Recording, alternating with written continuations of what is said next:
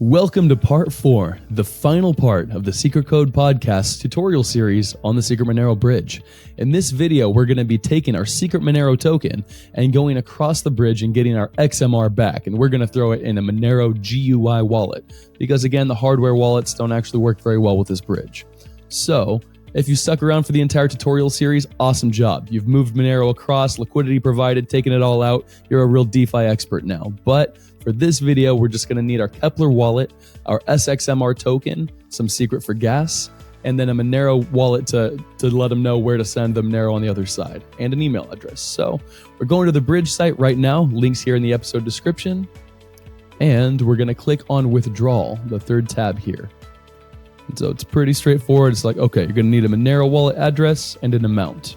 So our next steps are get a Monero address and the amount. And I wrote here, leave enough to cover the fee, but they've actually changed it, where the fee comes from a little bit since then. So now you can input the entire full amount and they'll take the fee from that. So you don't have to do the math and leave a little bit of extra decimals, a bit more user-friendly. So this is my Monero GUI wallet that I want the Monero to go to on the other side.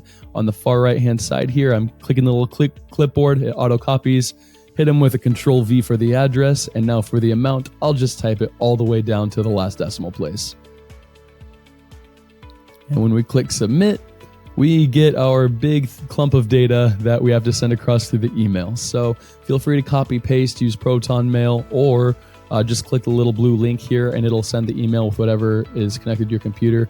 I still delete the little send mail from Windows thing so it's only the data, and it's always worked for me. But if it takes over 8 to 12 hours, go ahead and email their support. Some people have had to email support, especially if they've used hardware wallets. They've always gotten on the other side. It's not meant to be incredibly fast. It's meant to be private and decentralized, and it does a great job at that. So much faster and more private than actual banking. That might not compare to other bridges that are very public. So thank you guys so much for watching this video and this entire tutorial series. If there's any more content you guys would like us, the Secret Code podcast, to make, let us know. Put it in here in the comments, because as always, your input becomes our output. For the community, by the community.